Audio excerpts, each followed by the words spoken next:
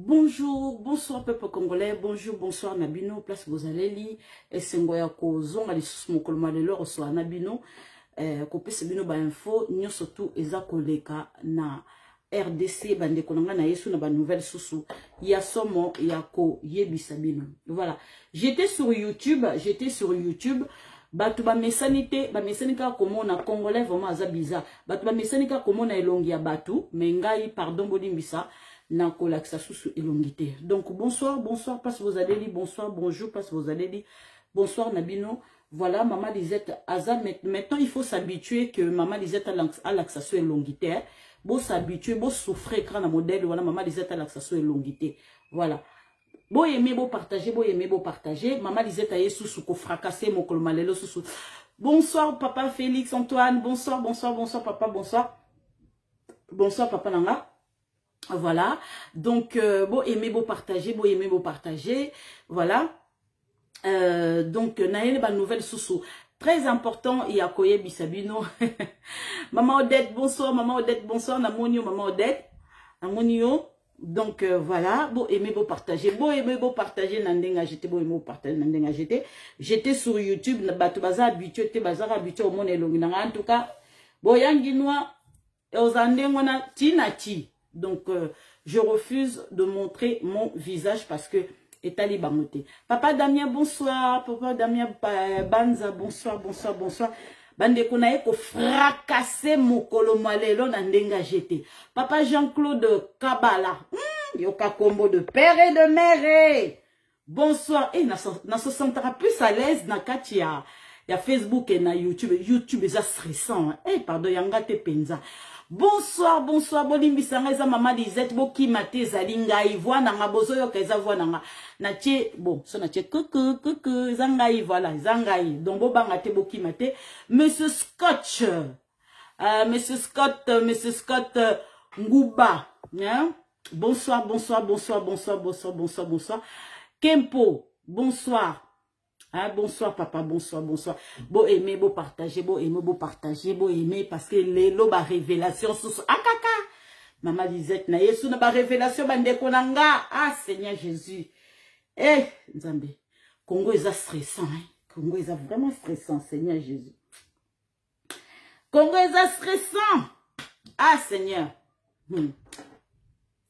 Hein, maman Odette lobino pe ya solo yaka na Facebook lobina solo mama tika kuna za stressant yo papa parce que la koti lo sako abandi Seigneur pardon tika abandi dalobaka davrevinaka lo sako pardon tout le baga pour sera bandia pardon bandeko Jérémia, bonsoir.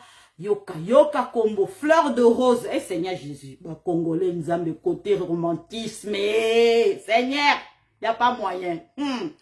Botika, de père et de mère. Yoka, fleur de rose. Bartimé. Bartimé, vous avez ta Bible, t'es par hasard. Yo, où tu na Bible, t'es. Hein? Ah, Seigneur Jésus. Bablo kaka, fais il y a photo. On a bloqué Facebook, il y a photo. Maman aimée, bonsoir, maman aimée. Magali, l'on a panzo, soko, metika ko sekaka, bana panji, on a le ban, qui est Magali derrière, yo kaso. Ngalula, papa Sylvain, Ngalula, bonsoir. Papa Sylvain. Yo ba yemba yote kuna ngalula mamanga yoza papa yoza mama te ha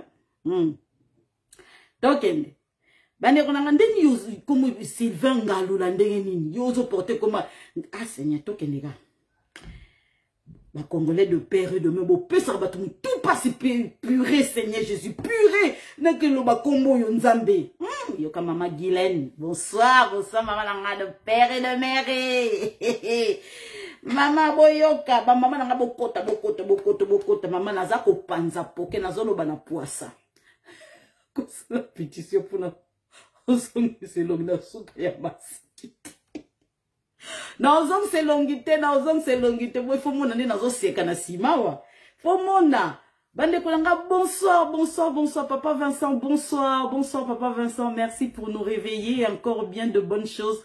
Maman Lisette, Dorian, Papa Vincent, Dorian, Papa Vincent, il sera que oh eze longina, yo elongi à moi na, parce que si on a monnaie longino, ça veut dire que na monnaie longo elongi à moi na mouki, Papa Vincent, yebi sarana. Maman Lisette, ah maman na matumoli, so bolandi maman Lisette boyangi noa, ngana naza maman na matumoli, eh nous avez pardon, botika, token. Bonsoir bandeko nangai, bandeko lelo, bandeko il fallait bongo bomona na live, so bomona longi nanga moyen na mela coca ezate, ah na mela coca. Otika na mela, voilà, parce que si on a live, on a obligé na la tranquillement tranquille, na bi que la présidence on a bazota la so que na tengsi elongi, so que na tengsi, so que ni zolo, so que na tengsi nini. Bandeko so na kwani ba mona te asikona, yo ni biseto bebe. Maman les autres au sexe mingi.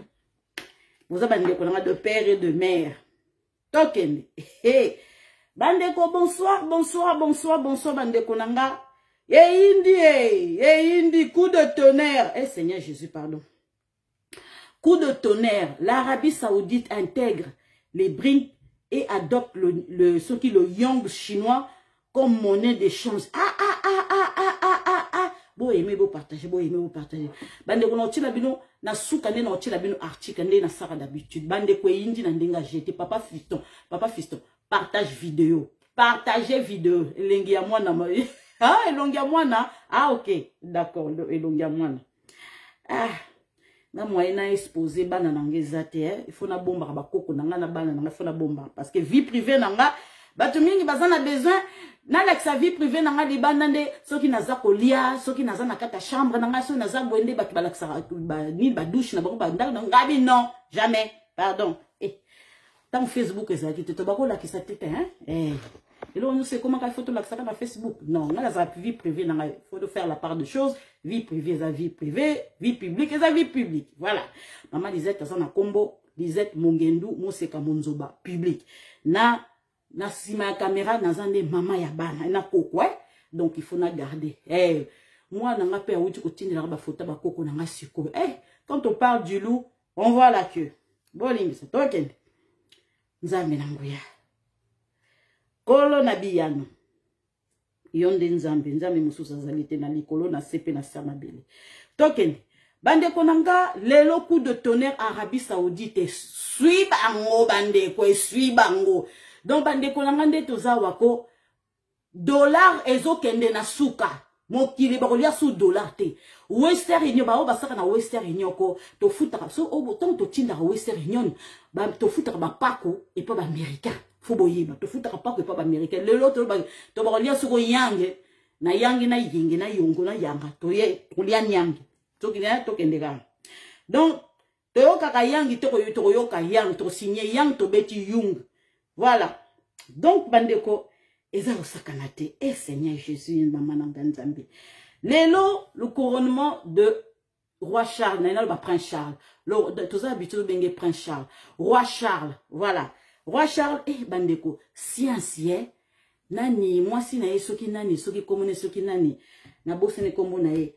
Azela baki obi bande konanga moko pe biso soki moni ozanu mosa libala linga osimba papa malamu na kati ndako osimbi papa malamu na kati ndako te tala mosa libosa kufi mosa mibale o azaki na kundolo pe na couloir ba bengi ti akomi reine bande konanga amour d'enfance amour scolaire ye wana soki Camille akomi reine lelo Seigneur Jésus pardon bomoni Bandeko, bon faire très attention, basa ma balle, faire très attention. Papa Vital, bonsoir. Tokende. Moi, ça couloir, moi, si y a amour scolaire, a commis reine lelo.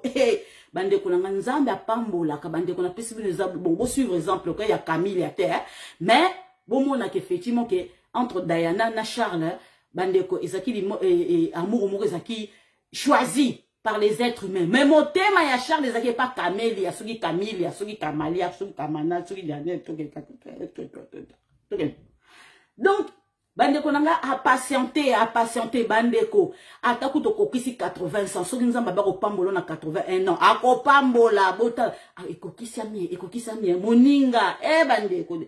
yo pe deuxième bio cause en espoir te mobala ba toza mobala ba tu faut tika il kolinga cause en deuxième tiroir te eza mabe so ba bendi deuxième tiroir ba tchake loko nyo surtout pour se retrouver na kati ndako ba tchake loko nyo surtout na premier tiroir na deuxième tiroir neza kabilo ko moni ba mascara de beba ba parfum ici là ce que ba parfum si ka ba tchaka na premier tiroir bandero na ngana je vous déconseille tolega mama Lisa ta pese conseil OK voilà bandeko na président Félix Tshisekedi azaki na Bujumbura lelo bandeko tomoni Ruto mwana misala mwana bitinda yeo bandeko nazo décortiquer siko mwana bisala mwana bitinda akenda ki Angleterre ye muta zo sala mama na discours pour batu bandima obi Ruto yazolo baboya bandeko le contraire ndoki mwana bisala mwana bitinda bipango sa ba serpillère na kati ndako ya mindele toleka donc Kenya zara toujours mwana bitinda depuis des siècles des siècles bandeko tomoni mwana bitinda pe Rwanda ye wana ba mapasa bakimi bilongi kuku bilongi mwindu lokola butu Ruto na Kagame bangwana bakimi baki Angleterre baki les chebot voilà bakomi kuna na Angleterre bandeko nanga awa tomoni ke Angleterre et Afrique du Sud ezali couteau tiré bazo kanate pourquoi Angleterre na Afrique du Sud bazo kanate parce que Angleterre on a moni maman Micheline Angleterre bakoti nani Afrique du Sud bakoti Brins enfin ils ont été reçus par comment non c'est les format Brins entre Chinois, les États-Unis, Brésil, Afrique du Sud, banda fondateur voilà donc ba sepelate ba américain ba sepelate pe ba britannique ba sepelate donc bon monique Afrique du Sud surtout ba Zulu baza batumoko okoki kokanga bango te bango balinga liberté bango balinga liberté malgré bazango ba soula mais balinga liberté mboka na bango liberté na kakate bango balinga bongo voilà baza bana bitinda te bango baza ba vrai rebelle bon aimez vous partager donc le président Félix Tshisekedi il s'est représenté aujourd'hui à Kenya Bujumbura tomoni Antonio Guterres tomoni pe Ramaphosa tomoni Museveni tata batu pe sepelarate alingi pe batinda yete ye komi na suka te bandeko tata batu Museveni na komi na suka bela makola bela restaurant bela partout Seigneur Jésus mais ezakaka moi ba drogue et ba injecta ka ba drogue pour et ça moi dynamiser moi misuni na ekuna na kati nzoto pas survivre to les gars mbongo eza bien kozana mbongo donc bandeko na tie la bino sikoyo discours ya no président Félix Tshisekedi alobi était je dénonce encore une fois la violation de l'accord cadre d'Addis Abeba par certains signataires dont le Rwanda en soutenant les groupes armés notamment le M23 déstabilisant ainsi la région orientale de la RDC. Voilà. Donc, donc, il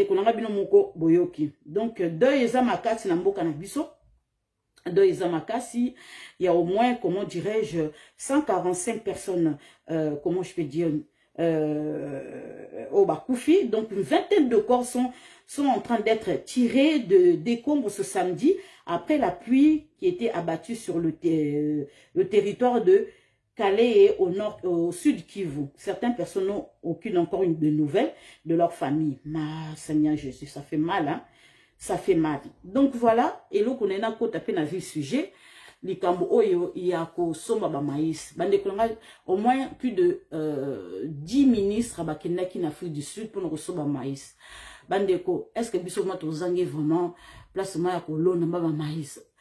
Bitolo biango na ibisaki bino bande kolonga na beti lola ka piu maman disait ta coach opposition bon moni siko ba kei aller retour bazo bebisa kérosène bazo bebisa mbongo na biso nyonso tuna ka kosala tourisme na Afrique du Sud sans obtenir quelque chose bon moni bazongi kaka casse départ bazongi kana sai bino nini bande yonanga so to somi lelo to résoudre problème il faut bon na usine ya Katumbi ko atondi si ba maïs na ye ba maïs ba sac ba maïs belé Pierrot Louar a sali reportage botala kutu Katumbi azana ba sac nini ya réserve awa ozana ngome oboy ozote qu'on a pris moko exorbitante donc biso pe to sali ya biso to zo biso so to exportant so to zo wa biso to transformer ndeni so to senga ba kuluna na biso oyo service civique o ba saki ni ba pesa biso mwa muke na Katanga peignorer en attendant Tolona, en attendant, voilà. Donc, bande kolanga, problème vous allez résolu bazo ika casse départ bandeko bozo qui en Afrique du Sud pour obtenir quoi toloba te bozo waka mbongo par-ci par-là toloba te bandeko na mboli misanga oza décor nanga na teli mino ba jouer ba koko nanga bomo na ke ba koko nanga bazalaka wape enfin ba yaka voilà bazala ndako na bango ngape na zala ndavu nanga bande una esi na boko la bande kuna bomoni nga siko na joua kana tala ba dessin animé na ba koko Seigneur Jésus pardon il faut ça tous les jours terre na commis déjà mkolo pardon tokene bande ko on est à une époque on attend tout ça na makasi à 20 ans 18 ans on tout ça kana ba dessin animé tout commis déjà ba 50 ans ah ouais on va na suna 4 pato vena kaka pardon tokene bazana ndako na bango abaya kaka Kasai Seigneur Jésus yango na moni gouverneur ya Kasai ni nango azape IDPS Seigneur Jésus yango nino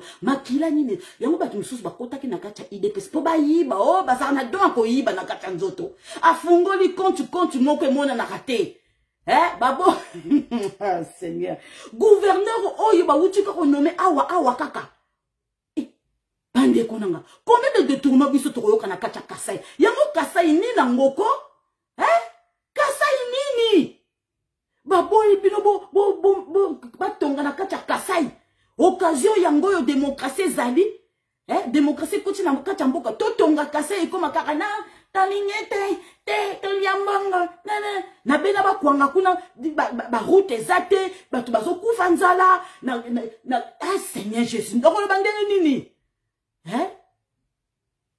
Bakassin, si on a venu au côté, on a vu ce sujet, parce que boyebi kenga son a koti bongo, token. Parce que nga zolinga ko kasai tonga manandenga jete. Ngana zalaka na kacha mutu na kaka forum, forum abakatange wana tilelo na zelaka kaka piyu et l'autre côté. Na zelaka tilelo entre les Katangais et les Kasaïens, chef coutumier, notable Kasaïen, Katangais, vanda kilo tilelo tomoni. Tilelo pesinde nino.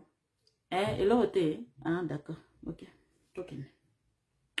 Bon, c'est quoi loba qui construisez chez vous. Bazar pisiko. Tant bazolo ba construisez chez vous. Bande que zo leçon te parce que tout le temps na katanga. C'est comme on tourne bato ba katanga ba notable mwando simba. Oya ganga ki wana loba ki ke ako couper les ciseaux. Coupe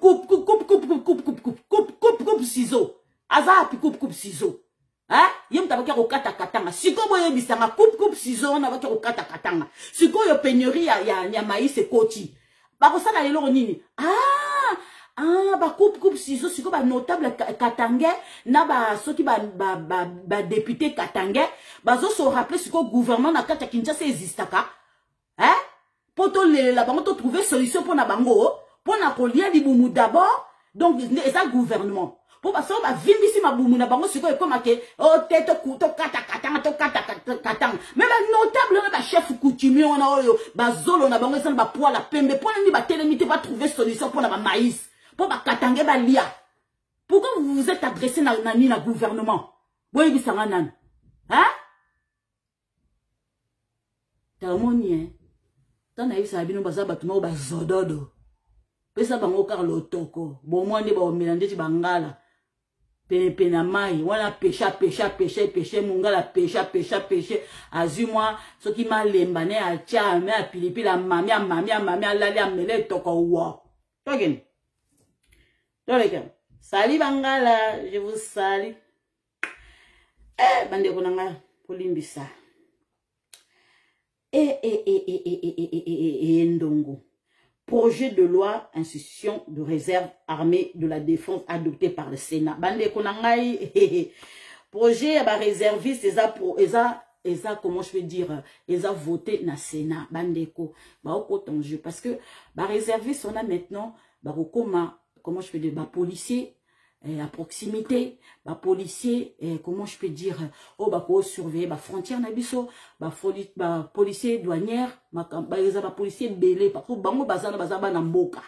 bana mboka babundila po mabele na bango bande kona bako dépendre directement na présidence il y a RDC donc Félix Antoine Tshisekedi Tshilombo bande kona kolia na bango nani logistique na bango makamio surtout banza mama na l'aise na niveau moko bande kona dynamite ekoto mo ba mususu ba oya ebele ba mai bango nyusu ba kosangana ba réservistes na ndenga jeté donc voilà alors on a eu sabino yango actualité il y a semaine donc toyoka makambo epasaki na Bujumbura Guterres makambo o alobi aza mama na lokuta toyoka kaka tokende ka ndenge ya lobi voilà boyoka. Antonio Guterres, vous êtes en mission à Bujumbura 10 ans après.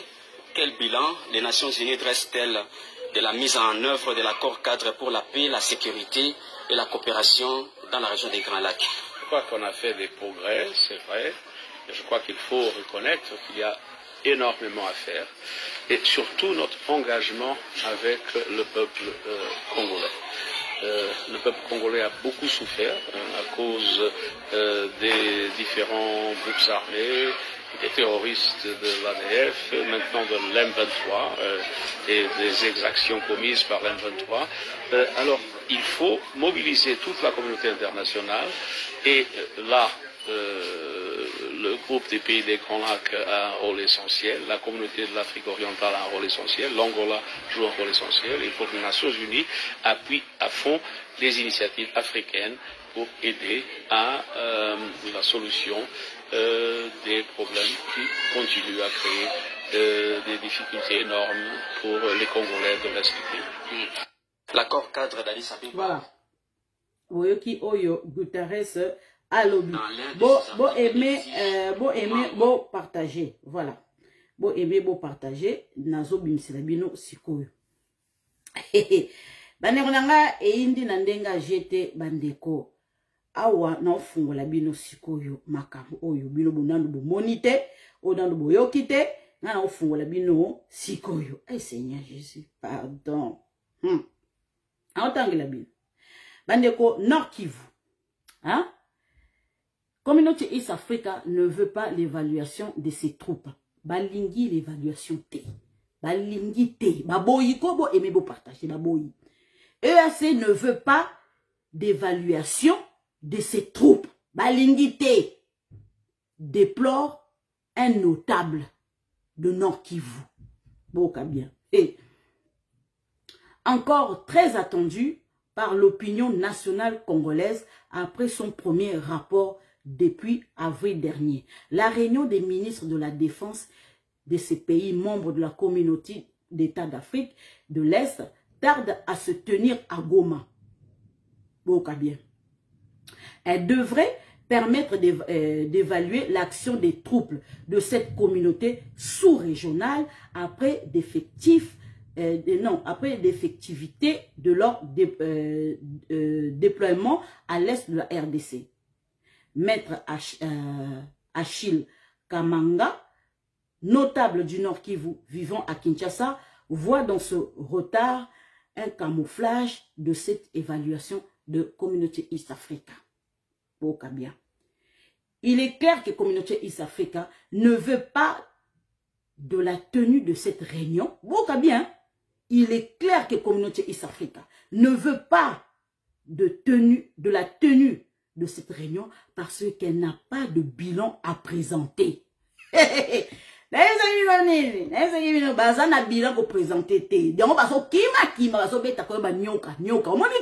Route Akimi, Angleterre. Kagame Akimi. Kagame bande konangai asatandaki que kokende ya kokende Angleterre parce que ba yokana ki bien bande kona fungola bino koto a Seigneur Jésus. Nata mano koto yo Donc boka bien. Elle devrait permettre d'évaluer l'action des troupes et des troubles de cette communauté sous-régionale, des troubles de cette communauté sous-régionale après d'effectivité de leur déploiement à l'est de la RDC. Maître Achille Kapanga, notable du Nord vivant à Kinshasa, voit dans cet retard un camouflage de cette évaluation de communauté East Africa. Il est clair que communauté East Africa ne veut pas de la tenue de cette réunion parce qu'elle n'a pas de bilan à présenter, affirme Achille Kamanga, qui déplore qu'en dépit de sa présence de ses troupes à Rutshuru et à Masisi, la Commission électorale nationale indépendante de CENI n'a pas réussi à déployer plutôt ses matériels pour l'enrôlement des électeurs. Ok, hein? Pendant que nous nous attendions à cette réunion d'évaluation, nous avons appris que le commandant de cette force régionale a démissionné. Ok, hein? Pendant que nous attendions à cette réunion d'évaluation, nous avons appris que le commandant de cette force régionale a démissionné. Le motif qu'il a évoqué est un faux fuyant. Bien, tout le monde a eu à constater qu'il avait peur, puisque le peuple congolais a découvert beaucoup de ces bêtises, notablement. Je ne cesse de lui dire que Communauté East Africa n'a même pas tué une mouche. Seigneur Jésus. Je me dis que si les troupes Communauté East Africa étaient là pour la cause congolaise, les populations de Rutshuru, Masisi et Nyarugogo devraient déjà se faire enrôler sans problème parce que Communauté East Africa devait s'imposer et permettre à la CENI qu'il y ait une commission neutre d'aller enrôler la population, dénonce le notable du Nord Kivu, secrétaire général adjoint au parti politique de Kofedek. Voilà. Donc, Pandeko Boyoka bien, en ajoutant, cette réunion doit avoir lieu pour nous permettre d'évaluer l'action de toutes ces troupes présentant sur notre sol. Elle est importante pour poursuivre, elle est importante pour nous puissions, on doit évoluer, évaluation absolument. On doit demander à force régionale, qu'avez-vous fait depuis que vous étiez là? Que disaient les accords? Voilà, c'est ça que nous devons savoir, insiste-t-il. Samedi 22 avril dernier, la société civile forcée de vivre dans la brousse de la RDC avait appelé le président de la République démocratique du Congo, de la communauté d'Afrique de l'Est. Cette réaction était intervenue 3 jours après le rapport de la réunion des ministres de défense de Communauté East Africa qui devait se tenir mercredi 19 avril à Goma, au Nord Kivu. Bandeko, naebisa kibino nini? Naebisa kibino nini, bandeko nangai? Naebisa kibino kike. Réunion wana, il fallait zaki réunion moko stratégique. Oyo, il fallait absolument, bandeko nanga, réunion wana ezala. Eh, Seigneur Jésus, fallait réunion wana ezala. Bandeko, ce qui est déplorable, hein, est encore pire. Oyo makambo Ruto William, hein, donc pesi mission ndenga zawana. Aye bisa biso ete boka bien. Ah bandeko nanga bozela. Zeboze na lukango soki na ziongo malamu so na ziongo te parce que na kanga ke mona mutu. Bozela. So na ziongo c'est bon, so na ziongo te c'est pas grave. Bandeko Ruto William azo joué double jeu. Double jeu ya Ruto William eza nini? Double jeu ya Ruto William eza que comment dirais-je? Ye ndenga zawana aboyi ko kite sol na biso. Ruto William aboyi ko kite sol na biso. Alobi boye. Il faut absolument que Nations Unies va contribuer pour ba fouta la force régionale. Et le Ruto William a wuti koloba yangwana. Ba discours au Ruto William a wuti ko sala. Parcours au ya wuti ko sala voyage azo kende par-ci par-là. Pona azui message oyo congolais fungola matoi oyo yebite fungola matoi ko peuple congolais. Ah Seigneur Jésus, na tie message wana wapi nzambe na nguya. Ah Seigneur, na tie message wana wapi. Ruto William alobi été, hein? Ruto William alobi, il faut Congo. ndenge zawana to fungola ba frontière na biso hein to fungola ba frontière na biso ba frontière ezala sous-souté entre biso na kati Afrique vous comprenez bandeko tangu président Félix Tshisekedi a eko découvrir complot oyo communauté East Africa oyo ba sali ba balkaniser Congo ba changer discours est comme était que ba frontière entre pays africains tous à la sous ba frontière sous-souté mais attends tous sont maintenant aussi mais tout comme maintenant moto mais ce sont seulement que ba occidentaux ba moto ba loba kike to ko redessiner ba frontière Afrique non mais ba moto ba loba kiamoti c'était l'année dernière mais ndeni ni Ruto William ayena mama na discours ko loba ke biso toza après ya comment je me dis ya ko partager ba frontière na biso libre circulation Ruto William mutabandi ya bandi discours wana Ruto William mutabinisi discours wana hein bandeko bon, c'est vrai l'idée est pas mal ça c'est vrai l'idée est pas mal libre circulation y a pas de souci mais pourquoi Ruto William a lobby en sikoyo? Pourquoi Ruto William idée on les a auparavant?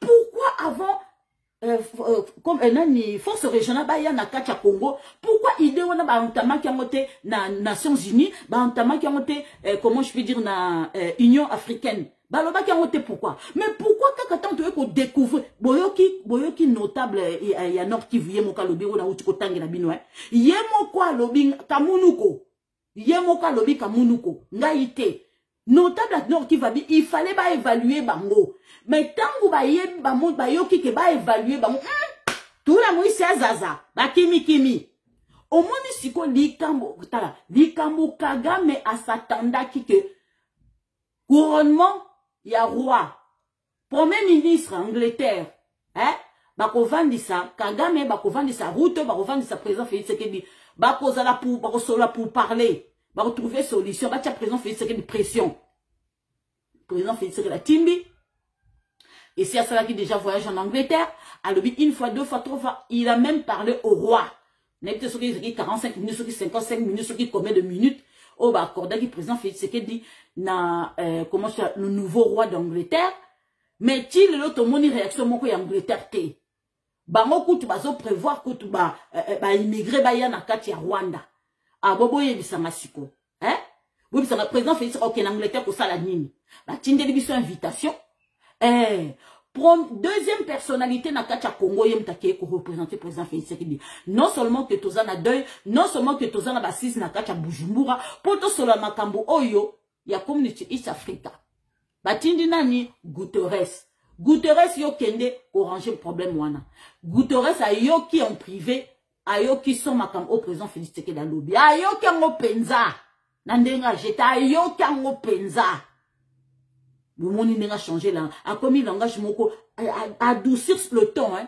non il faut trouver une solution la communauté internationale il faut trouver une solution le peuple congolais a beaucoup souffert tous les peuples moko de beaucoup souffert tout souffrant kaka sanction mon côté na Rwanda et l'autre mon côté na Rwanda bande kunanga bokanisi communauté internationale ngazana bazana mawa peuple congolais bande kunanga to kende pai to zongi pai communauté internationale azana mawa peuple congolais te ba réunion ko saktu bande ko ba réunion silité ba réunion silité ko saka ba réunion Congo ndengeza na ko ba ko sala kale mama na ba réunion donc vina biso mo bimande bo moni wana ko e ko saka mama na ba réunion soki congolais mo ka telemité soki congolais mo ka décider te pour mabele na ye réunion ko si la kate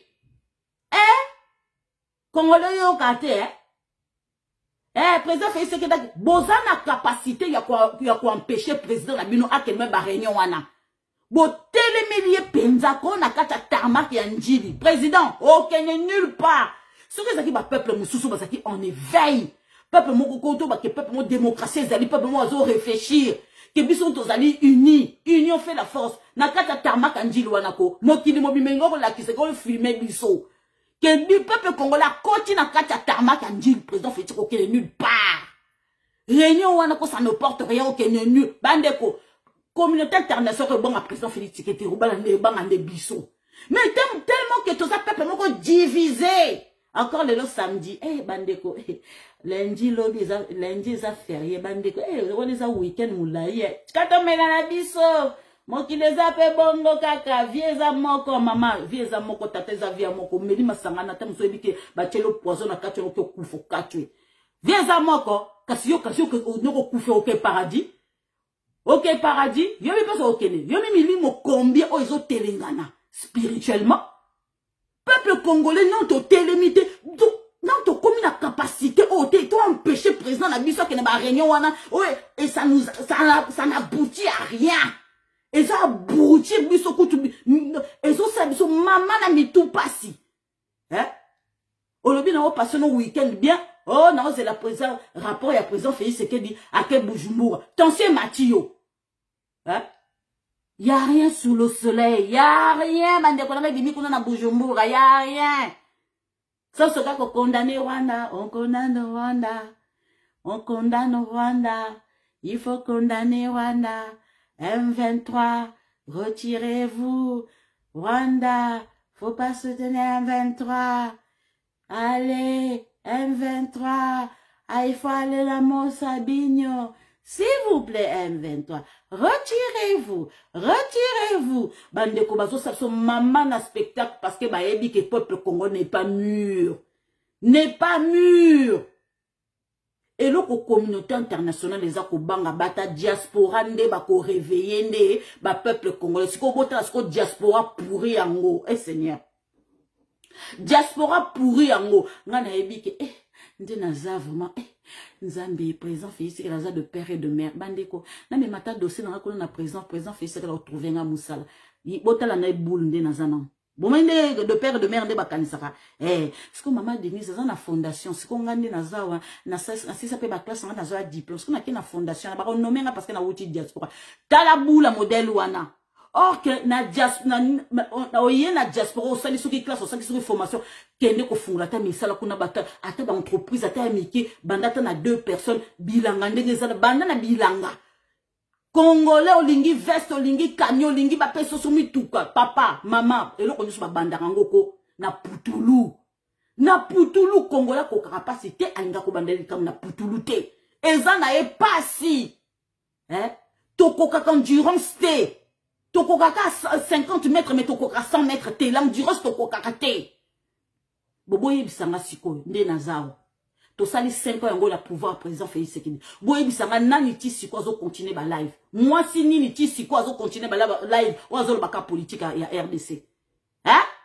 Oyo lelo ba pesi mbongo te, ateki pe nzoto te, mais azo continuer ko sala live. Bobo yebisanga nani. To banda ki biso nyo surtout coin ya Facebook live na live 24 heures sur 24 7 jours sur 7 siko ba panzani ba silana ba msusu ba baya ba msusu ba zombongo ba pema kaka mama Lisette Mitazana pour bon monde qui fait na amour ya peuple congolais na amour na bino parce que na dingi siko lelo biso to suki sa mindele na besoin mbongo te Nazana besoin oyo ba entrepreneur ba congolais ba yebi ko inventer makambo ba yebi ko inventer misala ba makambo misala mais surtout tika misala na ba étranger toujours tika misala na ba oyo kutu bazanga tina to se soumettre na ba étranger eloko moko ko bidoma na Bujumbura te eloko moko yite boki ba condamnation ba M23 ba condamnation ba Rwanda bande ko disque c'est tekama disque c'est pola disque ça rayé toyoka tolemba. On en a marre à chaque fois. On condamne Rwanda, M23, retirez-vous, Namo Sabinho, Tolembi. On est fatigué. Alors si nous sommes fatigués comme ça, yoka, c'est à nous maintenant de se lever. On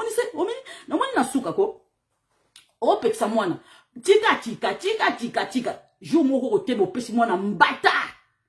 Mais c'est comme ça que nous devons faire. Président Félix Tshisekedi, ok, ne Bujumbura samedi, à Monaco, sans surprise, biso to télémi to se diriger vers l'aéroport d'Ondjili. Nani, président Kota, Okotate, tu auras cortège à président Félix Tshisekedi, nya, Bokotate. Et le président Félix Tshisekedi, il va obéir. il va obéir, à tempérer. À n'a choix à aucun nulle part. Président Félix Tshisekedi a aucun nulle part. Ce que mon bimba et qu'on tourne sur quoi que non. On dit que à partir de là, surtout ça à partir de là, communauté internationale, à Bogota la sous-président Félix Tshisekedi à Bogota sur réaction peuple congolais. Bon, on dit quand to ko empêcher président Félix Tshisekedi ba réunion ana communauté internationale soit bangobanga a ko changer fusil d'épaule, a ko changer langage vis-à-vis à Rwanda, vis-à-vis à M23. Mais tant notre population congolaise a télémité à ça les côté président Félix Tshisekedi OK Bujumbura et que malamu yebisa kamera yanga noa to tikakei ya kepepo président na biso tala bia abiarimana kufa bongo. Mondele po azwa yoko pa boma yoko akosali so mama na ebaka ebalakata ba réunion o ezanga tine ezanga mutu ezanga makolo pa déplacer o kaka na likamo muke aolinga zwa yo ako déplacer baba ba mindele ba ko créer be biloka mike po kaka ba zwa yo bande ko lo passer pesa biso le santé hein Laurent Désiré Kabila kufa na biloka mondele oyo parce que bati ko télémela ba américain ko télémela communauté internationale hein biso mutu il faut bandeko nganzame ah Seigneur bandeko pardon na ebité soki obine non ils aura bien à l'accès longi nangate parce que bon mon réaction nangate parce que bon mon aka voix nanga bon comprendre parce que non na mon peuple mais non. Tout ça peuple moko toza comment je peux dire tout ça meurtri. Ba obo mabiso. Ba obo mabiso, c'est comme si tout ça incapable de protéger président na biso. Tout protéger été. Tout télé maintenant to ba oko kendete. Biso to tikiye. Après réunion ma ministre, azui avion le lendemain à Kei Bujumbura, à Zongi. Ba américain, ba communauté internationale, ba zolu ki saye, ba miti national, ba zolu ki saye, bandeko, baloba te, azozo pepepo, hein? Ah, Seigneur Jésus, Congolais, troulo bandenge nini, hein? Troulo bandenge nini, abiarimana kufa na kati avion, ba risa modèle wana, chilombazo kinokozwa, hein? Ça me fait mal de mon azo kitana. Bon mon sourire wana. Autant no sourire wana te aza costo. Costo wana botala te ça fait mal. Aza mutu, aza na makila, aza na mai na kata nzoto, il réfléchit. Bandeko eza calvaire hein. Eza calvaire pour un président de la République. Tu ne dors pas. Quand tu sais que tu gères le Congo, tu ne dors pas. Ba pression ya mbala kata par-ci par-là. Tu ne dors pas. Faut que moi si mon cause maman na kimia congélateur et kosa faut que kimia penza ils ont la température et ça comme mata bazo tia pression nord sud est ouest bazo benga ko ce que faut que moi si mon roko moi ça sera là ta congélateur à libérer tant que tu as payé moi moko kimia ko tu vandi vous comprenez c'est comme ça parce que gérer Congo na peuple au hasard tout passi c'est pas possible. Toza maman na mutu passe na niveau moko bondimate. Congolais a na laisser aller na niveau moko ondimate. Congolais il faut au prochain président attaque ou prochain président ko faut a outa na armée. Congolais a na besoin ko ya maman éducation kata armée. Donc ya Seigneur Jésus Seigneur. Ah Seigneur Jésus. Est-ce que vous voyez que Mobutu, pour bateau ça y est, à ça qui geste au akéré ko pendre Batunakata stade de martyr. Hein? C'est vrai que c'était pas bien. Mais l'autre ya salaki, ba Congolais mi bateau saki. Ba Congolais mi bateau saki. Ce n'est pas bon de tuer comme ça. Ce n'est pas bon. Mais ba Congolais bateau saki. Andeko, vous savez. L'ancien président nigérien Zaka Métis, Akoufa déjà, Akoufa na bossa na kombonaï, Akoufa. Bandeko avotaka loi moko na kacha mboka que n'importe qui, n'importe quel bandit soki bazwi yo baoboma yo bakotisi yo na stade baobeta bino masasi bokufi. Bandeko tala nzambe ndenge asala makambo. Ancien président ya Nigeria bo aimé bo partager. Bandeko leki na ye propre mama moko tata moko azaka grand bandit bakangi bango groupe na bango. Ancien président ya Nigeria leki n'est propre, hein, leki n'est propre bakangi bango bakotisi bango na stade blakaki ba découvrir leka président aka mama na ya ko supplier ye tika leki na yo non. La loi est votée. Oh, et salami. Je ne peux pas retourner en arrière. Ils ont quoi Daniel? Na fausse lion. Le roi bako linga Daniel. Arki na choté waboka Daniel. Na fausse lion. Président Nigeria wanako a dit non, j'ai pas le choix. Mama Leli. Mama Simbi Moutou. Oh, bon maleki na yo. A dit j'ai pas le choix. Oh, bon maleki na yo. A dit j'ai pas le choix. Bande Kobo Luka, histoire, Bobeta Nigeria, ancien président, j'avais voté la loi que son petit frère, était mort dans le stade na Bango Nigeria. Bomona. Kuna Nigeria ko ba blagate, pardon. Bande Konanga. Maman eko lela, je ne peux rien. Loi ils a voté, loi ils a bakbakinyo, il y a ça Nigeria paye, ane tingar, na tine ka yibate. Bande ko bango ba banditisme wana kote na kati ya Nigeria soko ba katara mutu ba katara soki maboko ba saka nini ba banditisme ko au niveau na Nigeria. Bande ko ba lekisi bango na Pontosko yaka masasi taya leki akufa mama kanga kanda libela abi je peux rien leki nanga akufi na loi oyo. Il fallait s'abstenir. Yango peuple congolais ko. Le passé peut ça biso le santé. L'avenir peut toujours ko kende bozo va pas toujours kende té et peut ça biso le santé. Bande ko bomoni au peuple ndengi mais bazo préférer un étranger à comme président de la République. Mais à quelle l'année moi na mboka bande ko Seigneur Jésus. Obi na vandi ko na dit na bi Seigneur, je sors d'où, dans quel pays?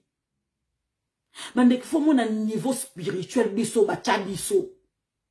Parce que na bon moto boko mona ke eza normalité, mais sur okei na niveau spirituel o ba ke non.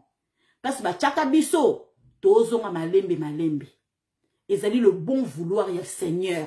Amoni ke tangue koki parce que peuple nanga était trop meurtri. Bazozonga sa biso ko na nzela. Siko bomoni ba brebis égaré ba c'est osko mitu esala ka malamu bazozonga na nzela siko bandeko po ezonga tozonga sa bongo na biso na nzela biso nyoso to kanisa siko nzela moko to linga mboka na biso bandeko c'est pas aujourd'hui hein. Ils ont 10 ans hein. Ils ont 20 ans ils ont 50 ans ils ont 100 ans pété. Po ba misusu ko mutu c'est teba na niveau mo kaka. Voilà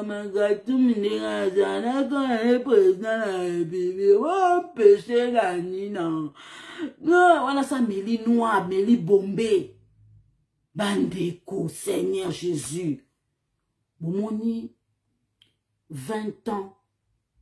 Eza, oboti mwana ngulumi, à Tamboli, à Koti classe, à 6 universités, bandeko.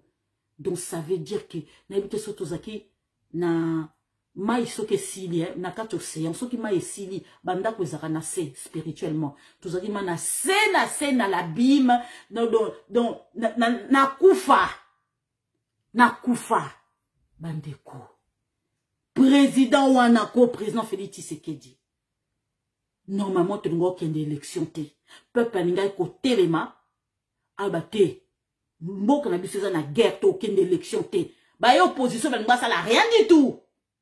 Mais le coup là tous un peuple moko na yebi soki basala biso ndenge nini soki basala biso ki na sac ya poubelle soki basala biso na coca soki basala biso na fanta to ebité tozo réfléchir te bande ko na ngai Président Félix Tshisekedi, il court le risque de faire ba Bujumbura na ba réunion, Tolembi, il y en a marre.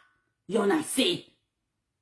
Est-ce que vous comprenez? Il y en a assez, ba réunion, Tolembi. Ah, Seigneur Jésus. Bandeko. Na Bujumbura na rien va sortir. Ruto William va passer mission. Le cola, l'évaluation. Ba ebike et ko simbate. Bande ko ngam nazo yebisa bino président Félix Tshisekedi a déjà tourné. Kazak est déjà ça tourné nango. Mais Ruto William nani comment je peux dire Jeff Nyanga a ebi po ali na Kimiti. A ebi pourquoi Kimi? Eh oui, a ebi pourquoi Kimi? Ah ouais. Ayanga noa. Eh oui. Bon mon titre dans les années. Combattre les M23 des militaires privés colombiens recrutés pour l'Émirati. Ce qu'on a fait, on a bien aussi banane Émirati. Émirats arabes. Bande konangaye. Cargo moko uchi ko kita awaka jeudi kana aéroport Anjili. Akaka. Maman je ngape les sous-souhait. Nakina ko soki konduka so babengo konduka ah Seigneur ba recherche pele ki mutu bongo na ngai fe pema ah pardon 5 ans ya ba recherche na moteve mabana bandeko indi combattre les M23 les militaires privés colombiens recrutés par l'Émirati bandeko. Non, tu l'as vu dans l'article. Bande on a soma. Eh Seigneur. Bande kunde na ne sengwa. Na ibisabino ndenge nini ba recruter ba. Bon. Na ibisabino sikoya na fongola bino pour maman Lisette ali fongola bande ko na moi eta. Oya non. Ezani. Eh Seigneur Jésus, ngai piliso na chango wapio bolimbisa. Yango. Bon. Comme on a groupe académie. Bah nommé académie eza comment je peux dire eza qui académie té il y a qui académie té bah changeant. Oh Seigneur. Ezala qui Eric Prince Kabila anoma qui est na époque 2014 non 13 14 et 15 comme on est Eric Prince. Azali ex-commando Marines. Voilà, Navy américain, asala kimbe ba makasi na Irak, akene ki baken. Donc, ko bake eza groupe paramilitaire. Bon, tu l'as bien moi référence, hein? Voilà. Ex-C-Service, plus connu du grand public sous le nom de Blackwater. Donc, Black So Betty, je vous invite toujours, maman les états ça toujours, bon qui est sur internet, beta Blackwater, donc quoi Black, ok, Water, donc donc bon, on va le baron en anglais, Water, donc W-A-T-E-R, donc Black, ok, W-A-T-E-R, Blackwater, ils allaient, comment je peux dire, fondé en 1994 par Eric Prince, un ancien officier de Navy. Voilà, les forces spéciales de Navy américaines. La société fournit des services de sécurité privés aux organes américains. Voilà, la CIA, département d'État, DOD. Voilà, Blackwater a été créé. Blackwater a créé un scandale en 2007 lorsque ses employés tueraient des civils irakiens en opération. La société a été depuis rachetée par Contestly Group, autre acteur clé du secteur. Voilà, donc a été rachetée par Groupe Moko, il y a Émirats Arabes. Voilà, donc parce qu'ils avaient commis ça de besogne en Irak, ils avaient tué vraiment volontairement, c'était en plein mariage, des civils. Il y avait au moins plus de 200 civils qui étaient morts en Irak. Voilà, et depuis Sénat américain refusait qu'il copie sa accès et il y a Eric Prince depuis ce jour-là à œuvre pour la mission pour na CC pour na CIA voilà na service ne mususu restreinte Voilà, comme on est sur Bobeti na Google, Eric Prince, beaucoup, détaillé, bino Azaki.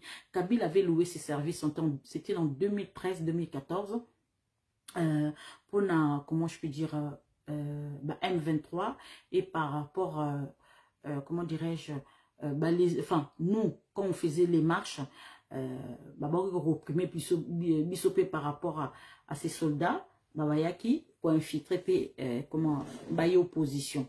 Voilà. Non, le bébé l'été, mais un jour, non, fond la bille. Non, il y a malé, mais fond la peine, surtout peu bouillé. Na italé, quand surtout bouillé. Na italé, bino déjà, Kabila, Louaki, Black Cube, Isaki, service de renseignement paramilitaire. Il y a Mossad, à peine au fond là. Non, fond la nous, ah, nous surtout, pardon. Pardon. Voilà, bande konanga. Donc, les lots, bazan nommé, comment je peux dire, Académie, où tu peux recruter, comment je soda colombien, bande koboebi, soda colombien, bango, baza spécialité na bango na jungle. Hey, mbade ma seigneur. Spécialité na bango na jungle. Biso toza pe na jungle, donc toza na ba forêt moko tropicale, donc il fait chaud.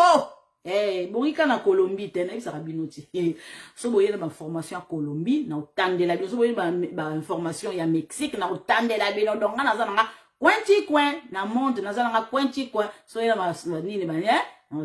une information bien renseigné. Bon, donc, na publier surtout parce que va congolais na garde ba information musu pour nanga o ya monde parce que na biki ba congolais musu balinga la bangote ote le bat po botanga bo so na par exemple o ya Irak so na tchesko o ya Libye botanga na binote or que non ça nous intéresse et bon s'intéresse ba fonyo surtout mokili ah seigneur congolais ten yekara wanga chuchu weso ko wangi wanga chuchu ba ngata kote bele wanga chuchu ok rabat wanga chuchu botele tazali l'arbre qui cache la forêt eh seigneur. Bon, des militaires privés colombiens recrutés par les Émirats arabes unis pour combattre les M23. La société Académie, bientôt en RDC. Ah, caca! On continue. Seigneur Jésus. Le groupe rebelle M23 annule sa démarche de désengagement après que le président Félix Tshisekedi de la République démocratique du Congo a annoncé qu'il entamerait jamais de pourparler avec eux. Selon certaines langues, Félix Tshisekedi Tshilombo reste ferme vu l'appui des prestataires militaires privés. Donc, à l'objet que on soit na M23T. Ba prestataire na o ba bik ba wutu loué bango ba georgien bon. Ah, Seigneur Jésus, Félix Antoine Tshisekedi Tshilombo reste ferme à l'appui de prestataires militaires privés. Dans sa lettre de démission, le général kenyan Jeff Nyanga a dénoncé les rôles mercenaires. Les rôles mercenaires. Bon, token. Tu sais comment maliser. Les rôles mercenaires de Félix Antoine Tshisekedi Tshilombo qui l'ont mis sur écoute, ont fait voler des drones au-dessus de sa résidence qui finalement ont voulu l'arrêter, lui et ses hommes. Boyoki bien. Est-ce que Boyoki? Non, on a mon Boyoki te. Boyoka bien. Alobi Boy. Ils ont fait voler les drones au-dessus de sa résidence et qui finalement ont voulu l'arrêter et lui et ses hommes. Voilà comment la yoka kite. Voilà comment la yoka. Donc toi tu n'es pas au courant par rapport au gouvernement congolais et linga ki iba kangai. Tout la mouissa ça va kimisie. Yena batule bakimi. Yango bo monike Tshisikoyo Kinshasa eza hostile. Na ba commanda Kenya. Waya sika na waya kala. Kinshasa eza positionné na place nango. Token. Par conséquent, le Rwanda s'inquiète. Boyoka bien. Akaka. Par conséquent, le Rwanda s'inquiète de ce qu'elle appelle les Warner de Félix.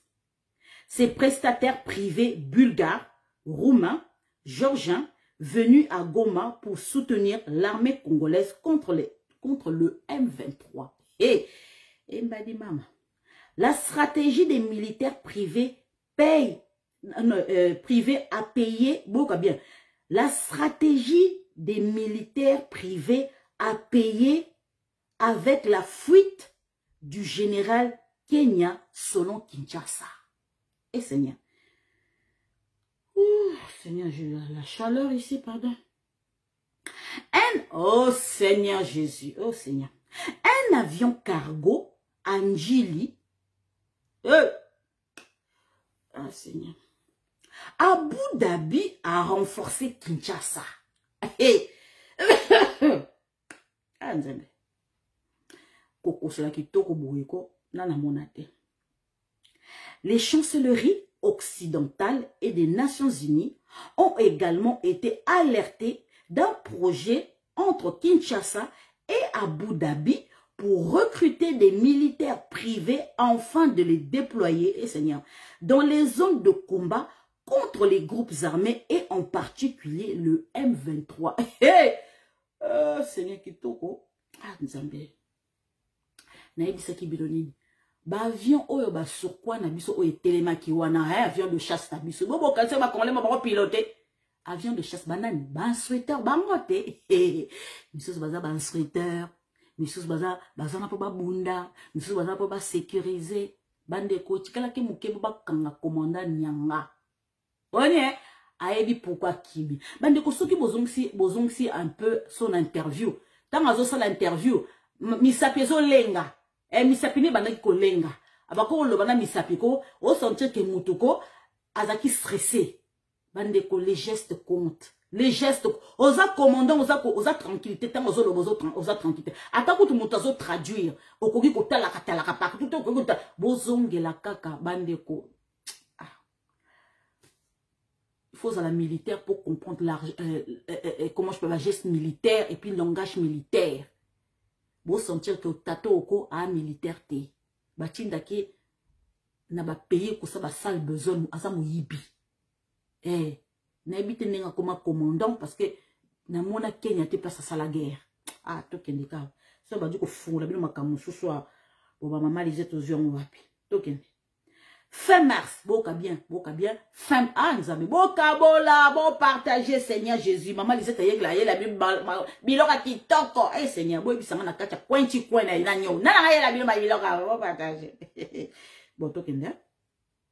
Fin mars, l'ambassade américaine à Kinshasa assure ainsi Afrique Intelligence avoir pris connaissance de l'information selon laquelle le gouvernement de la RDC aurait signé un contrat avec la société privée Académie pour la fourniture de services de protection.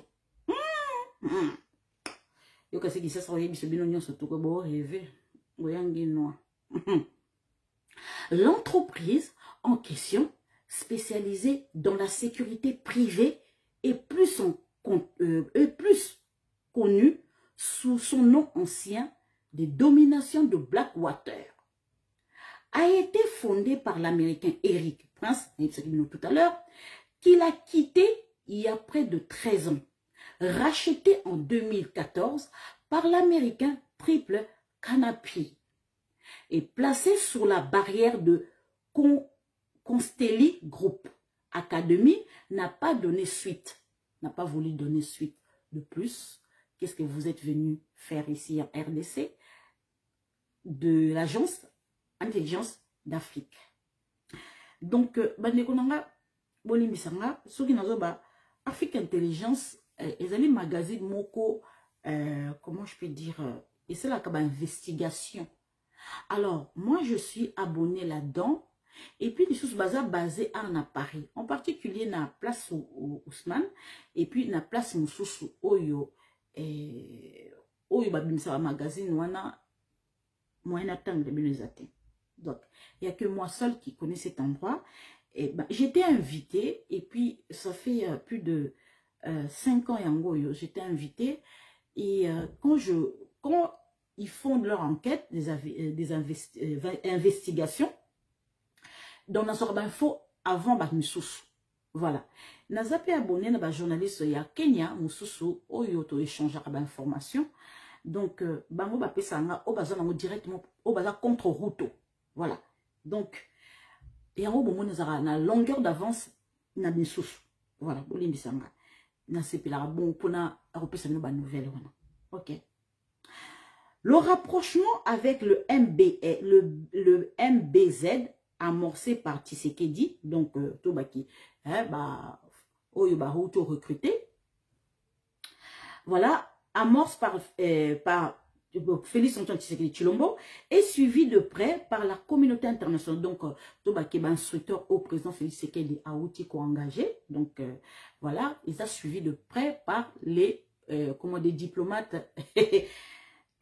La communauté internationale, surtout les diplomates, ils ont intrigué.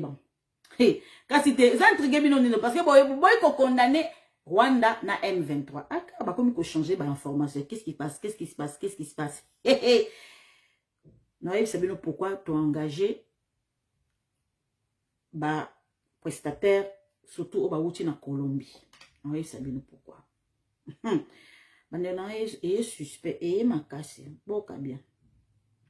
Donc, le rapprochement avec le MBZ amorce par le président Félix Tshisekedi est suivi de près par la communauté diplomatique qui s'interroge surtout sur le volet militaire de leur partenariat. État libinoté. Celui-ci d'ores et déjà effectif. Boyoki, Boyoki awa. Boyoki. Celui-ci est d'ores déjà effectif. Hey, Abu Dhabi a fait un don en octobre 2021 d'une trentaine de véhicules blindés à la RDC. Mais ses contours et son ampleur demeurent incertains. Pourtant, président physique qui Émirats arabes. Oh, ba blindé ya ki, mais ba blindé on siko ya modèle nini, ya ki ndenge nini. Evandi wapi. Balobi boye, mais obi kotan ezaki toko Seigneur.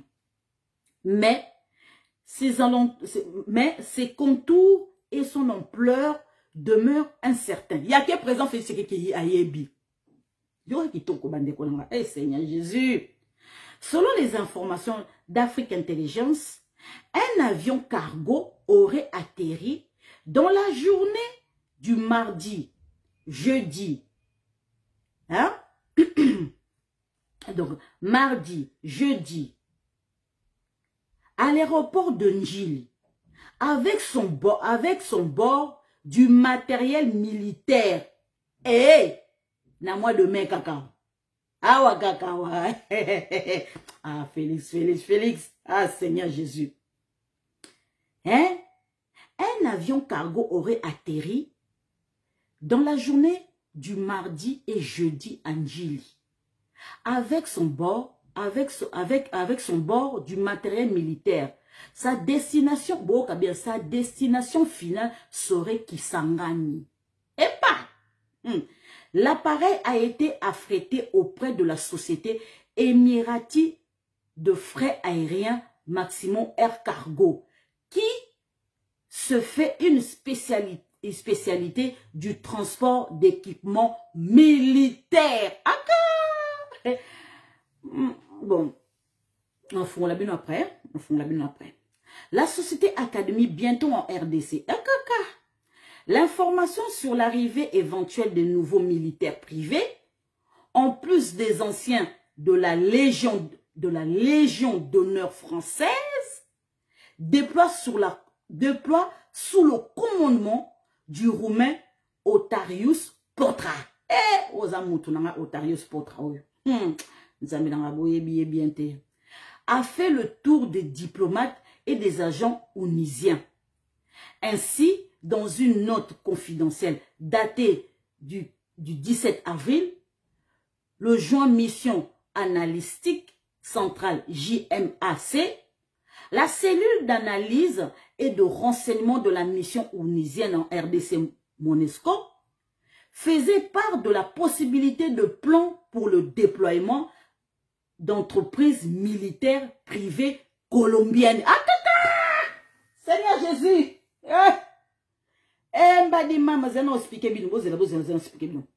Et de mentionner l'hypothèse d'un recrutement à court ou moyen terme de militaires privés colombiens par le biais de structures liées au pouvoir, aux Émirats arabes, de même qu'à des sociétés sud-africaines. Seigneur Jésus, maza, comme la palpitation. Si l'identité du contracteur demeure pour l'heure mystérieuse. Une source au sommet de l'État congolais confirme qu'il s'agit bien de l'académie. Hey! Essili. Hey! Essili. Hey! Adieu M23. En revanche, le projet aurait été mis en suspens compte tenu de critiques et de craintes en interne conjugues à une pression exercée à ce sujet par certaines chancelleries. Notons que les prestataires privés ou mercenaires colombiens opèrent déjà en Ukraine. Bon, ok, hein? Seigneur, chaleur au Mzambi. Ah, Seigneur Jésus, chaleur au pardon. Bon. Na fongola bino awa. Cargo o euti. Euti koza na njile. Eko kita na njile. Mardi na jeudi. Ba kita kikara na matériel militaire te. Vous comprenez? Donc, so bazolo babino ke l'Académie Colombia wana bandeko boyebi les cartels ya ba drogue na Colombie. Boyebi que bateau yo ba s'entraîner na kata jungle. Baza sans pitié. Bomoni hein? Pourquoi Rwanda za kobanga? Pourquoi Rwanda aza kobanga? Ils savent qui c'est. Ayebi, bamoni bango. Pourquoi Jeff Nyanga akimi? Aoloba vérité te. Vérité ke koloba nango kunako, et pas président nae. Onga na moni kuna, yangote. Onga na moni na Nord Kivu kuna, yangote. Félix, boye bisanga nano, na poser une question. Pardon, na poser une question. Boye bisanga nano. Ye Félix ndengazana. Aka. Félix. Ah, Seigneur. Félix, on peut se faire palpitation, Seigneur Jésus, pardon. Ye Félix wana. Lelo akende ko boya. Mais tu côté na kata communiste East Africa, non? Mais ye Félix wana. Ah, Seigneur. Akende ko boya. Force régionale, pourquoi? Pourquoi que boya Jeff Nyanga? Pourquoi aboyi commandant Oya Sikaya ya Kenya? Pourquoi Félix on a surnaillé? Félix, on ne peut pas, Seigneur Jésus. Tatoyo. Le père et le mère, yo, Seigneur. Ngabo moningande nazako. Dans le cas, le week-end, c'est là que fondé pas maman Marthe qu'on a limité. Ah, Seigneur. Naibinzela, naibinzela no fondé. Pour nga surnaillé, pour nga se préparer, Bande ko babi Abu Dhabi va fournir bisoko ba prestataire. Botu na karako bato bavanda kaka na Colombie. Bande ko totala ndenge ba mafia Colombia ba kufa ndenge ba traka kabango. Oh Seigneur. Siko boye bisanga siko. Pourquoi Rwanda za kobanga? Siko yo, les balles poussières ba diplomate ou baza na kati ya RDC na bazo banga nini?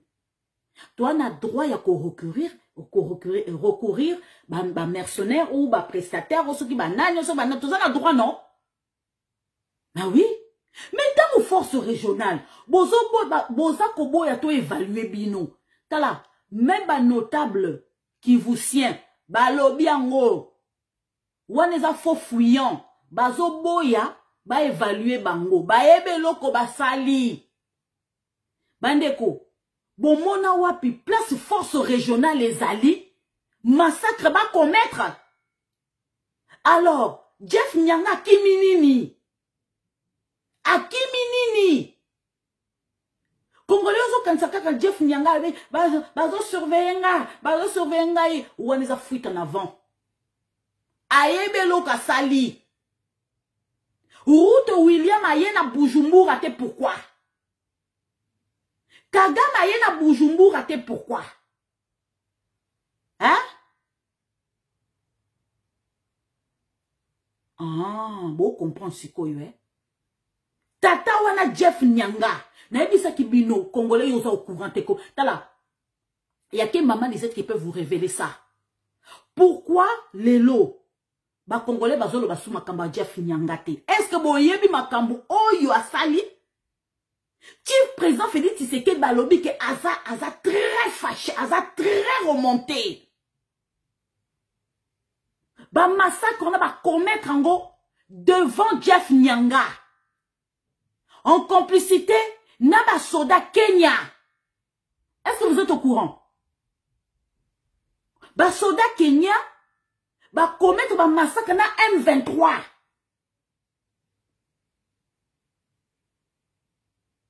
Et puis commandant Jeff akangi misu.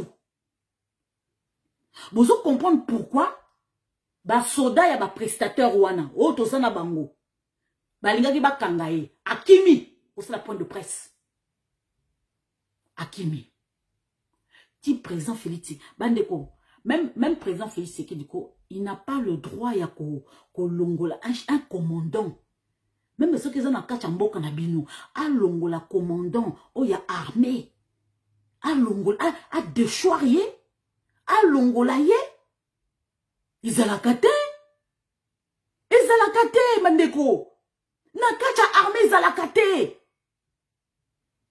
président donc ça veut dire que Congolais tu n'as pas mesuré makambo oh Jeff Nyanga sali le lorsque le président Félix il est catégorique que n'a tourné vers la SADC n'a tourné vers l'Afrique du Sud n'a tourné vers les prestataires georgiens comment je peux dire tchétchènes roumains biélorusses et ça parce que force régionale baza complice. Nama donna na monio. Ba complice. Jeff Nyanga na ebisa kibino ke ba zale wazalendo. Ba nani ba lobi ke armée kenyane a uti ko boma 2 civils. Bande kozaka 2 civils te. Ba commettre ba massacre. Donc M23 na armée kenyane ba commettre ba massacre. Na présence à Jeff Nyanga. Et le Congolais au courant la moté. Bokansi ba longolier pamba.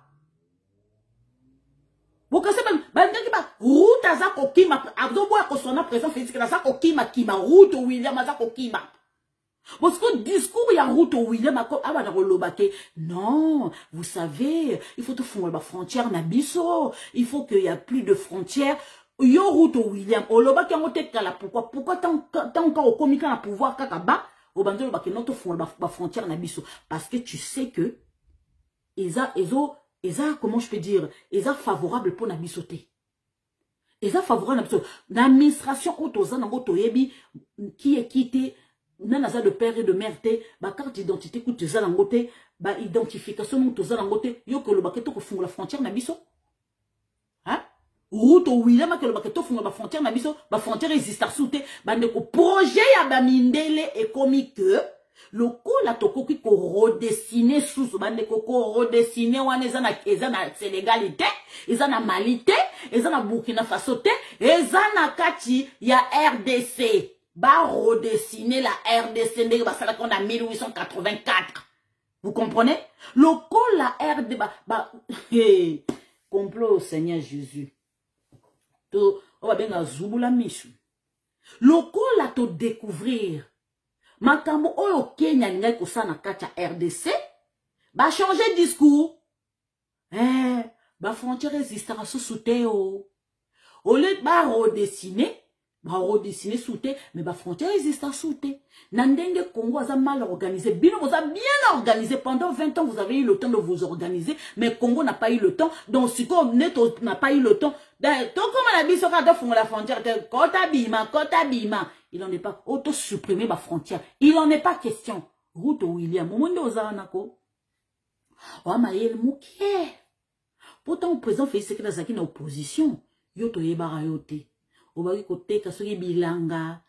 Kenya est tellement pauvre. Botala kandenge Ruto William Azali. Botala ndenge soki Jeff Nyanga Azali. Batumo ba kelela.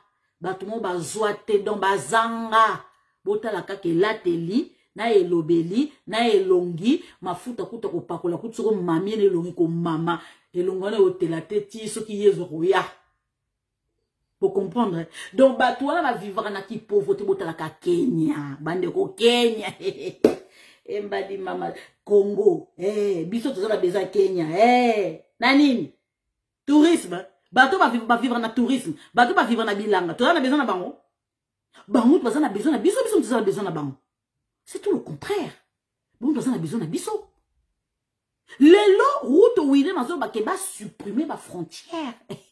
Wana so ba bango pona nani? Pona biso. Neto kangi chef na bango oba ba commettre ba massacre. Là va changer langage. Faut au moins que communauté internationale bazo lobelango à travers route William. Donc route William Dengazana a commis ko jouer ce double G ya communauté internationale. Tantôt à lobake a critiquer ba européen. Tantôt aya obo que la biso moi nini. Lokuta Ruto Ndengazazo jouer double jeu. A commis Superman. Bande kobi ke Ruto William ko a rebrûlé les ailes. Politico yoko, bakena ngo malembe. Politico to mona. To bakena ngo malembe. Bande ko, je vous le répète encore de plus, hein. Je vous le répète encore, comme je vous ai répété l'autre jour. Tangu RDC, Félix Antoine Tshisekedi Tshilombo, to koti na kacha communauté East Africa. Bokanga bien. Tant où tu décidé to côté na communauté East Africa, ça n'a pas été décidé. Là, bah oh bah ebi président de la République Félix Antoine Tshisekedi Tshilombo. Ezaka bato oh bah na kacha. Il m'a dit pas bah oh bah yeko ya te. Bah oh bah yeko ya te. Bah oh bah vandana IDPS depuis. Bah ebi Félix wanandenga rezonaka. Il faut que Félix azo suivre ba trace ya tata na ya tikelier ba trace ndenge nini ya ko suivre feuille de route au papa na tikelier mais siko yo po yé bango faut la cadre kala ya mina sa wolo po yé ba trace au Félix azo suivre et ça trace ya papa Etienne Tshisekedi wa Mulumba bande konanga avant même to kota na communauté East Africa papa Etienne Tshisekedi wa Mulumba ça trace qui déjà qui te consomme comme tout. Il ne peut savoir qu'il faut se préparer déjà au pouvoir, s'il faut le savoir. Ce qui, aux anguilles information, ça veut dire qu'on a zololo, on a bololé, on est de l'autre côté.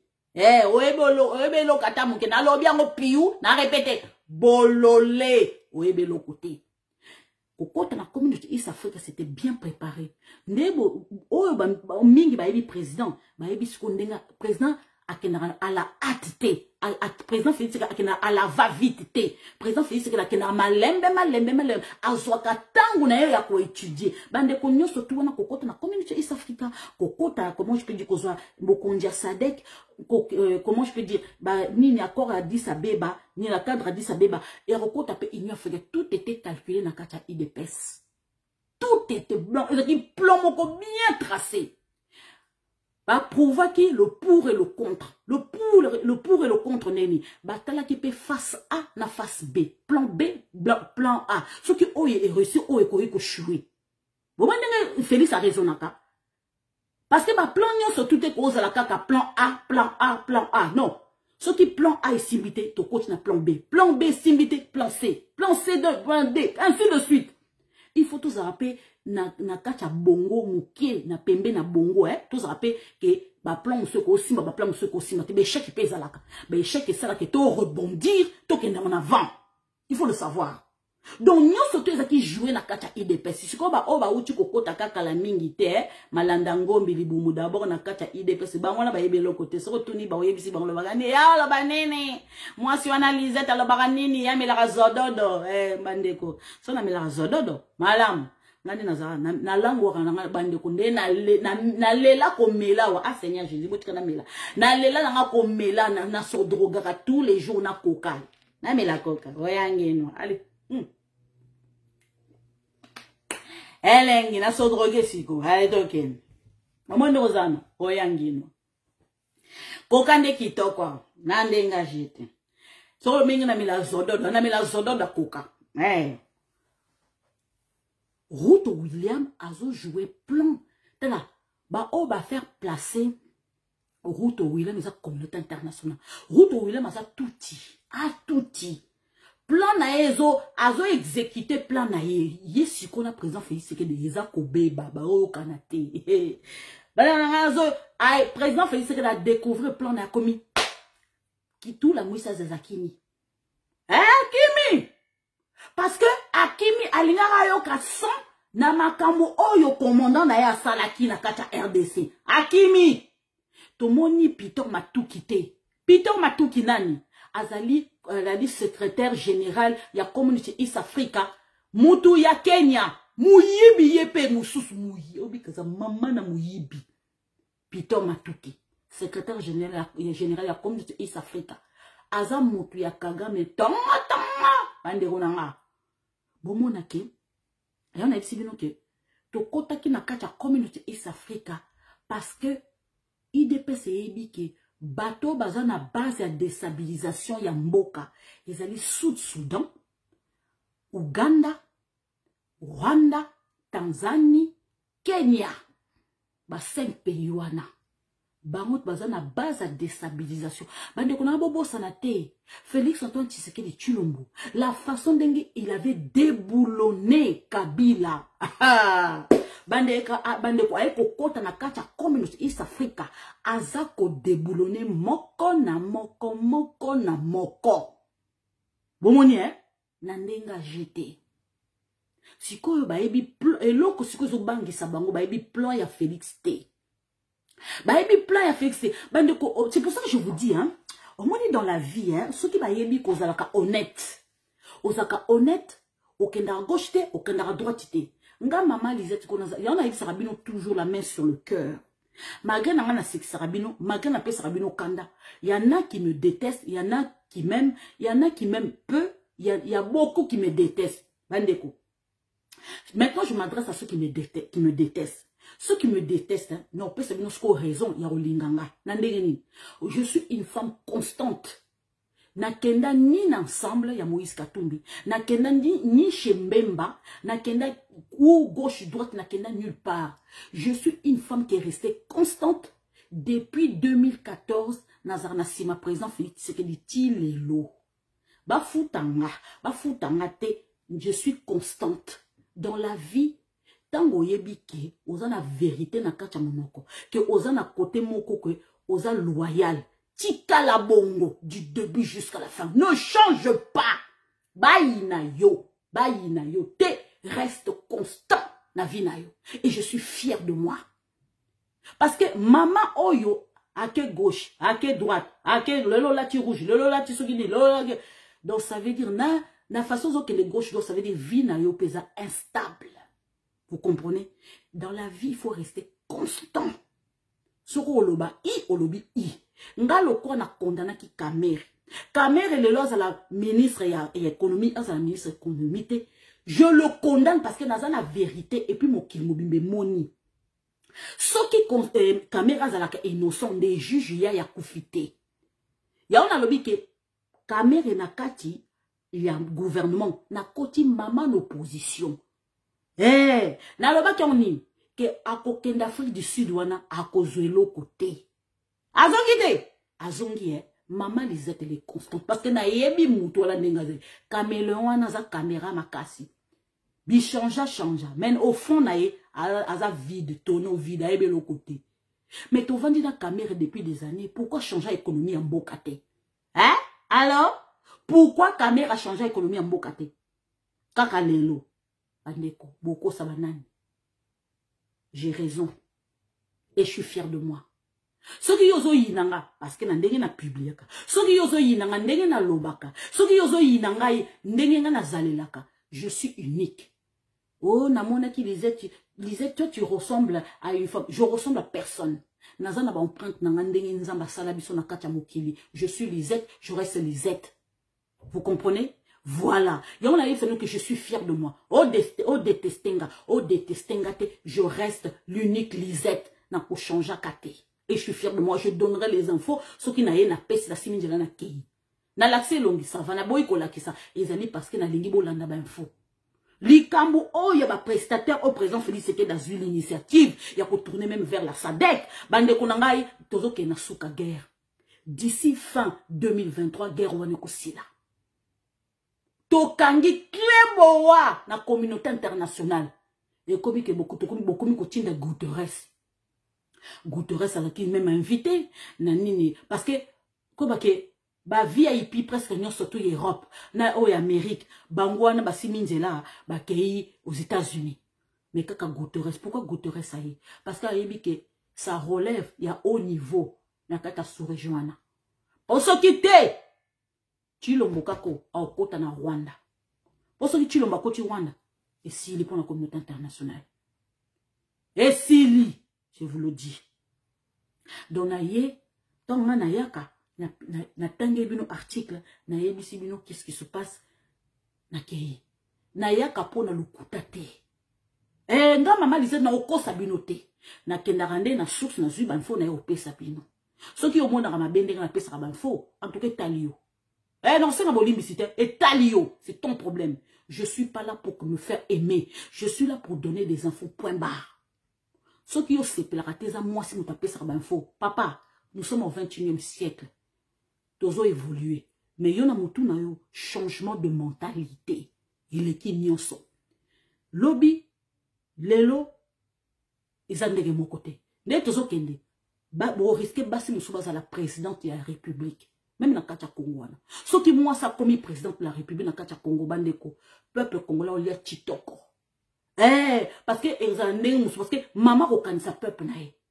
Mobali akanisa randere mususu okanisa guerre et tout, mais maman okanisa population. Maman okanisa population. Maman ça biso basi to za motema mususu, basala biso différemment. Yango bomonike, biso za na grand pouvoir. Bandeko. Muto za na pouvoir entre maman na papa, ezali nde maman. Parce que maman t'a vandi sakama solo. Pour ceux qui maman tient bino mal à l'aise na kachanda même papa ko au kokate. Bosembo nzamba yebiango. Preuve année tant basala ki biso ada zakia kolale. Yo yebi makambu nzamba yebisa ki biso o yebite. Yo siko ke no bundana na mwasi o ya la ta talon ceux qui a 10 mètres, ceux qui a 10 combien, ceux qui a 5 mètres, ceux qui a combien. Yo ke bundana mutande ngwana o yangi no ba mibali. Bokeba. Biso to mama na suka. Oyangi no ngana sanga musumo a vérité. Ngana ninga okosa te. Na ninga okosa je on appelle ça bana éducation moko sembo ya malamu. Dieu merci. Aza mutu moko na sambela mingi. Mama na ngai apesa ngai éducation moko ya malamu sans papa na ngai. Mais na sambe et du mutu ko baksa sous éducation makasi zande nzambe parce que nzambe ta pesa que éducation pour so que l'éducation bon nzambe yebarake en tout cas oza mama moko lelo mokiliko e ufukamela yo bomondi naza ndenwa na osala nga mwa na sekisi bino na se mais je reste maman, je reste servante de Dieu. Mais na linga ko constater yango na linga chaque fois naza ba info na memela bino na sekisi bino silinje na zongi na mélangeara vie privée na ngate na vie publique na etalaka vie privée na ngate na libanda non vie privée et vie privée. Mais pour na mboka nanga na koya ko consatiser bino parce que makambo ezo le kana kata mboka soko za de père et de mère il faut soyo oko ko vanda to croiser maboko na za ba info moko na za ba info moko na koloba te moi je suis pas comme ça faut na ko partager na bino c'est comme ça na za bongo non seulement que na za mama pasa bandeko bomona api oke no ko tumula moi so abota ba mapasa na kata libungu pendant un mois 9e mois motande ngwana basaka na yete ba mama o babota mapasa bazami tueteba kaka bojiga Aranga, ana 30 ans. Tika bande bana. Nango na rampasi pardon. Nazo conseil bato, nazo bota mapasa, bota na yo. Mais tango ba bima na mogilo yo kasan. Pardon. Namona ba ko lela na magasin la leli. Ils sont où mes jumeaux? Au moins na moko on retrouver na rayon ya chocolat, mususu on retrouver na rayon ba bonbon. Bande ko tika. O ba bota ba jumeaux pardon tout passe. Voilà bande ko langa, namoni na sisi. Na o Suisse abino se moto ni susu na banfo mbusu sa abino ni so na banfo na eli bino bande bamoni boyangi no na ndenga jeté. Donc voilà, je vous le dis bande konanga likambo oya Ruto William bo surveiller de près. Yem taza adversaire na biso sko ça sko ne o sala aza serpent karaté serpent ni tout sambo Ruto William wana bomoni yango toza na besoin ya nani ya force régionale sauté. Tant que ba boy évaluation to tie bango pembeni ba uchi ko yebisa goutera ça ba yebisa binote président Félix Sekelabi. Tant qu'il y a pas évaluation, il y aura pas force régionale ba uchi bango pembeni obozo ba matériel na bilba ni na bilbo kena Uganda boke uvanda. Sans ça non Museveni azaki kuna ba yebisa ki fara Museveni ba yebisa ki fara nanda ishimie oui Ramaphosa azaki kuna bande kuna yako yinda na ndenga jeté. Oh oui, eki yako yinda. Po ba olobi yango te. Boyoka rapport eko bima kala mingi te. Na yebisi bilobe ezaki yako yinda na ndenga jeté. Bah voilà. Sur ce, en tout cas bande ko na se préparer. Naza mama, naza pe moto bande ko na pema comme ça vers 23h na kinoko bondela ma bondeli ya plateforme Charles Bameko. Papa Charles Azaka na Kinshasa, na Congo. J'espère qu'au Kende Goma, à Kende ko tâtonner un peu sur place, ko kita ba compatriotes nous sommes mitema. Vraiment j'espère vraiment qu'on est na Congo kuna. J'espère vraiment ba pese nzela Kende ti Goma. Abonde la place wana ce qu'on a terre oyo place makile sopani vraiment makasi. Normalement ba vrai ba sali na nzambe fallait ba kende na terre wana na nord Kivu parce que makile tangi na ndenga jeté. Donc tant que makile za kotanga nzamba ko vanda place wana te. Boyebi très bien bandeko. Sur ce, je vous souhaite une excellente soirée. Voilà, na ba leka ce na Facebook parce que na YouTube na ba mesani na elongi na soute ba omona ka ba roya ko mona elongi boli misana bo mesana bongo bo kaka voix nga na relaxation elongi nga te na vandi 5 ans na l'accès elongi nga ba congolais bazo kaka te. Il faut ba congolais ba mesana na radio comme ça ba yo ki voix nga ba capter message on appelle si bon. Sur ce, merci de m'avoir suivi. Je vous embrasse très fort, mes sœurs de père et de mère et mes frères de père et de mère.